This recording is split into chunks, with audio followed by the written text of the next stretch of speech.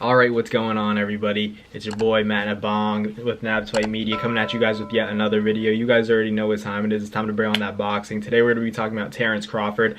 Initially, we were told that Terence Crawford has been making all the efforts to make the Errol Spence fight happen. We don't know what really happened within the negotiation process. It's the mega fight. That's the biggest fight in boxing to make. Obviously, Ryan Garcia and Gervonta Davis is a fight that is officially been made. That fight's going down April 22nd, but we expected to have the Terence Crawford and Errol Spence, fight scheduled by now, but obviously we're not getting it. It's looking like Keith Thurman and Errol Spence to fight first, and then Alexis Rocha and Terence Crawford to get it in somewhere around the same time, but probably after that. Not exactly the fights we wanted, but still pretty enticing fights, I'd say. I think people are going to watch those fights. But clear winners in both. I think Errol and Terence are going to easily win both those fights. Not to count out Keith Thurman. I think that fight might be a little bit more competitive and have its moments. But yeah, probably rock with Errol. I'm definitely rocking with Errol. But in terms of the actual negotiation process, it's been weird because we've just been hearing rumors that BLK Prime reached out to Jaron's team and Steven Espinoza, the Showtime crew, all those guys, and they were interested in a fight with Jaron Ennis from Terence Crawford. Steven Espinoza was on record saying that Boots, the fight was offered for Boots, but Steven Espinoza had no intention of actually making the fight happen. Maybe it's a little too green for him at the time. I'm not saying that Boots is ducking Terence Crawford. I know he's a tremendous talent. I know he's probably going to rule the 147 to 154 pound division in a few years. Probably the 147 pound division is probably his within the next year, I'd say. Him and Virgil, Stan Jonas, all these guys at 147. It's the future of the division for real. And people kind of created this narrative that Terence has been ducking Earl to fight Jaron. Like, do you guys hear how that sounds? I know that if you put Spence and Jaron to, you match them up, you probably pick Earl, but it's a close fight, guys. I don't know. But just to say that he's ducking Errol Spence, I don't believe that Terence is ducking Errol Spence.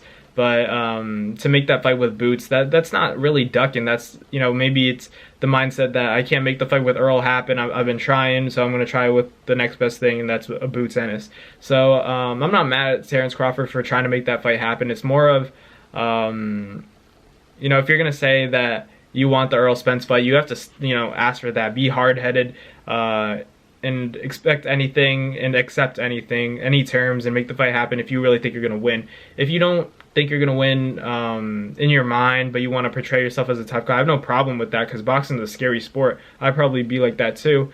But don't say that you're doing everything to make the Errol Spence fight happen, and then you go over to BLK Prime and fight for millions, whatever the amount of money that they said he got paid or whatever. Even if it is a lot of money, congratulations. But don't say that you're trying to make the fight with Errol Spence happen, and then at the same time you're taking other offers and sending out other offers, sir. Because obviously, if that's the case, then you're not spending all your time pursuing the Errol Spence fight and trying to make it happen. So that's just my take on it. It's a hot take. I'm not trying to be a hater on Terence Crawford, but maybe I sound like one, but that's just how I feel. I feel like Earl's not ducking that smoke. I really don't think Earl's ducking the smoke. I think Terence, he's not ducking, but I think there's a little bit of insecurity with the rematch clause and everything like that, receiving the short end of the stick and then abandoning it. He doesn't want to give up any slack for Errol Spence. They said they agreed, so what fell through, what exactly fell through, I don't see anything happening. If Earl obviously would have been happy with what he was getting, we know that, but I understand the aspect of wanting to make your money. You got to feed your family. I get it, but then say it how it is. Say that you're trying to make the best money. It's a money decision, and you need Errol Spence in your legacy. Errol Spence needs you in your legacy. You guys gotta make the fight happen. That's just what I gotta say. But I really do think Earl's making more of an effort. He's more, from not only a body language, the way they carry themselves, the way they answer questions. I think that Earl wants the fight more than Terence does. Terence has said multiple times that he doesn't need Errol Spence, and I'm sure Earl said that he doesn't need Terence, but he wants that fight. He's been on record saying that he wants that fight, especially after his his knockout win, his TKO win over Dennis Ugas. He said he wants that fight. So I don't know. I just think that Earl's a little more secure fighter in terms of his confidence.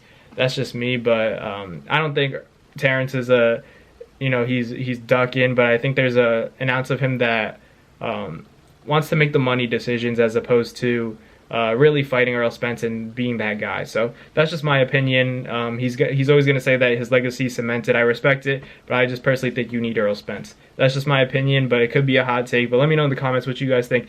Is Earl Spence or Terence Crawford at fault for the fight not going down? Is it their manager's fault? Is it the promoting aspect? Is it the fact that Terence is a free agent? Or is Earl just asking for too much? Is his team asking for too much? Are they giving too much of a disadvantage to Terence? Is that the reason why Terence Crawford didn't make the fight happen and Earl Spence, was kind of just left in the dust? I don't know. Let me know in the comments what you guys think. But as always, thank you guys for watching. I'll catch you guys next time. Peace. That's going to do it for another NASFight Media video, guys. Thank you guys so much for watching. It's been your boy, Matt Nabong, with another video. Hope you guys enjoyed it all. Thank you guys for the constant support. Salute to y'all always. It's been your boy.